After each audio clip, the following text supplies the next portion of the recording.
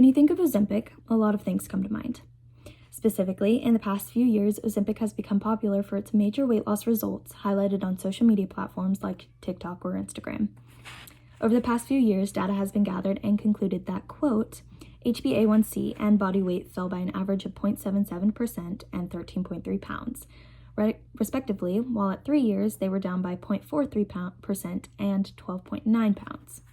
Although the before and after photos may seem amazing, we forget about the majority that have suffered from these types of drugs. With the rising popularity in the weight loss drug, there come numerous amounts of dangerous and life-threatening side effects, leaving those to question, is this the best option?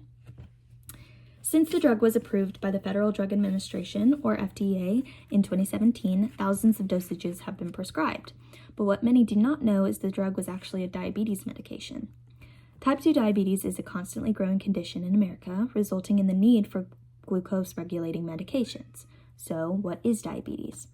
Your body's natural supplement to regulate glucose levels, called insulin, has the possibility for glucose to become resistant to it, or there simply isn't enough produced by the pancreas to make a noticeable difference. This results in the chronic condition called type 2 diabetes. Causes for type 2 diabetes may be poor diet, lack of exercise, and even genetics. So, what does Ozempic do to your body? A quote from the Newsweek states, Ozempic is based on a naturally occurring human hormone called glucagon-like peptide 1, or GLP-1, which plays an important role in regulating appetite and blood sugar levels. Its active ingredient is a molecule called semaglutide, which mimics the structure of the GLP hormone and activates its receptors. By activating these receptors, semaglutide induces feelings of fullness while delaying the emptying of our stomach, making us less hungry and therefore less likely to overeat. Ozempic is prescribed to those with type 2 diabetes because the condition mainly results in poor diet. By taking Ozempic, it causes you to feel full longer and by slowing down the food that passes through your stomach. Based on this reason, it's easy to see why many are drawn to Ozempic for the weight loss results instead of just helping decrease blood sugar levels. So, why is Ozempic necessarily a bad thing? While researching, I found an article written by the FDA in 2017 mentioning the Ozempic drug trials. The article describes a small list of possible side effects.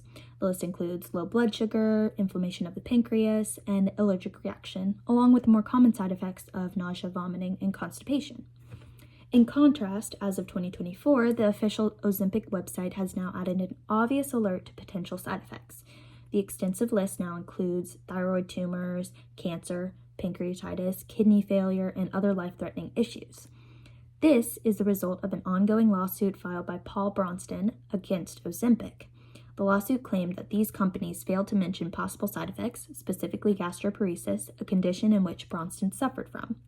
Sarah Edwards writes an article explaining the Ozempic lawsuit by including what gastroparesis is, saying, gastroparesis is a chronic condition where the nerves and muscles in the stomach wall severely weaken. This weakening makes it more difficult for the stomach to transfer food to the small intestine. Results of gastroparesis include intestinal blockages or obstruction, and it often leads to nausea and diarrhea. This condition is irreversible and lacks any practical cures.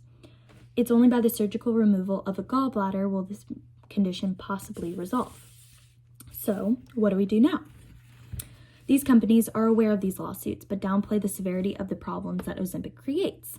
Although it may not seem like much, we have the ability to stop type 2 diabetes and weight gain, making the need for Ozempic and other similar drugs far less. Some ways to prevent type 2 diabetes would be lifestyle changes, like a good diet and consistent exercising. There are even people to help, like dietitians and other healthcare professionals. If these prevention methods don't work, make sure to do your research and advocate for yourself. Also, if you're taking these medications, make sure you carefully watch for any symptoms that arise. Symptoms like what Bronston went through should have never happened in the first place. They could have been prevented if companies listened to their consumers. Don't switch one chronic condition for another. Make sure to do your research before trying, because you never know what companies may be hiding just to create good business. Next time you see those smiling before and after photos, think of those who were not able to achieve this goal due to the misinformation from company to consumer. Thank you.